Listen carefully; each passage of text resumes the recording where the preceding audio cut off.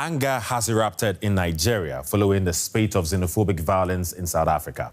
After Nigerians were among those attacked in Johannesburg and Pretoria in recent days, angry groups in the West African country have attacked South African businesses in response. Now, some of those firms have closed their stores amid the violence, but other Nigerians are calling for a more measured reaction. Anger in Lagos, Nigeria, targeted at South African stores. They're responding to violent attacks in South Africa against foreigners, including Nigerians. Now some are turning to violence themselves. We are protesting because of what South African government are doing to Nigerians. We are not happy over it because we are good citizens in partnership with them. Some of the angry Nigerian youths, hurriedly went into the ShopRite because of what has been happening. South African franchise ShopRite was among those targeted. The company closed several of its stores due to the damage.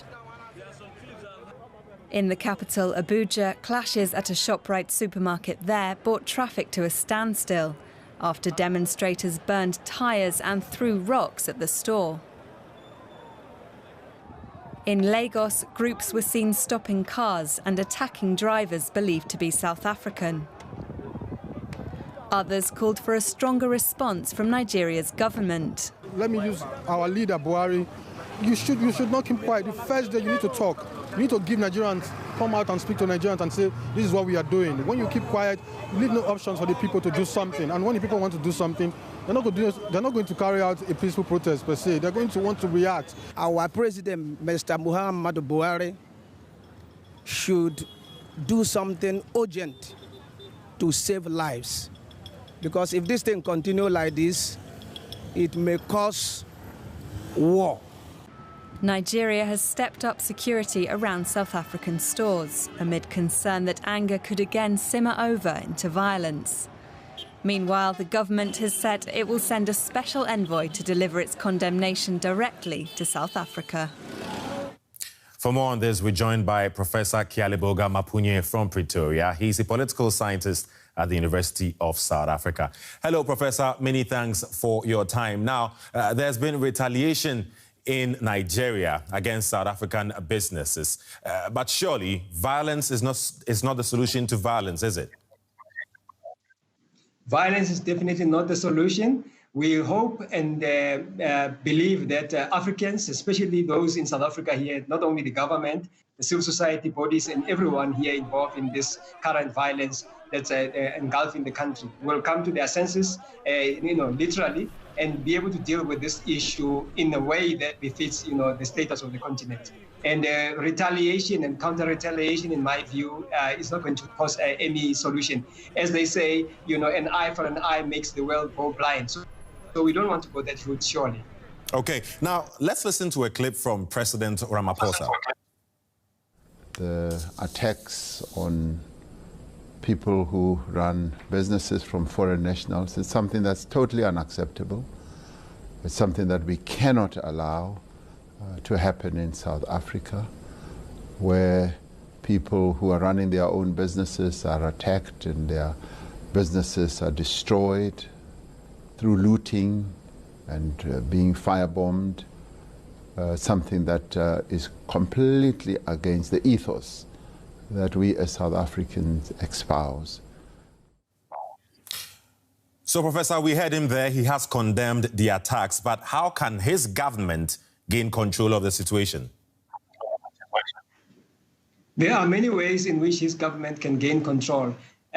Condemnation itself, in political terms and in diplomatic terms, perhaps that suffices. But we need, thoroughgoing solutions. We need practical, strategies to deal with this. One way is to ensure that the government in South Africa has got what is called the JCPS. This is the Justice, Crime, Peace and Security Cluster. This is the cluster of ministries that deal with issues to do with security and safety and related matters. They have to come up with clear strategies to contain the situation, We are aware that this kind of, flare-up of violence and xenophobic attacks, in my view, actually, they are Afrophobic attacks. In other words, they are mostly targeting, black Africans from other African countries, even though they are also targeting Pakistanis and Afghanis and so on.